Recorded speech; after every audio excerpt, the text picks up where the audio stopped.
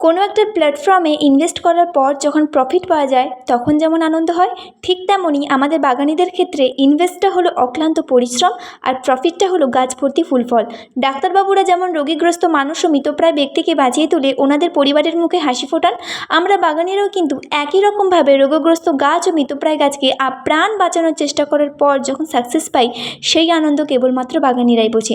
তাই স্যালুট জানাই সেই সমস্ত বাগানিদের যারা এই কলকারখানা নগরীতে একটু সবুজের ছোঁয়া উন্মোচন করে পৃথিবীকে সবুজের সমাহারে ভরিয়ে তুলে প্রবাদ বাক্যটাকে বজায় রেখেছেন, একটি গাছ একটি প্রাণ।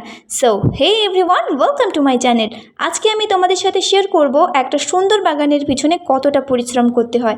সত্যি বলতে বিকেলটা আমার ছাদেই চলে যায়। সবার প্রথমে গাছের হলুদ পাতাগুলোকে কালেক্ট করে এক জায়গায় জড়ো করে বাকি ছাদে পড়ে থাকা শুকনো পাতাগুলোকে ঝাঁটিয়ে দিই, যেটা কিন্তু আমার ডেইলি রুটিনের মধ্যে পড়ে।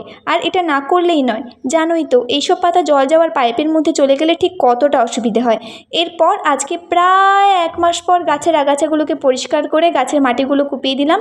সব শেষে গাছে জল দিয়ে গাছকে ভালোভাবে স্নান করিয়ে কাজ শেষ করলাম। আজকের জন্য এইটুকুই, দেখা হচ্ছে নেক্সট ভিডিওতে। সবাইকে টাটা।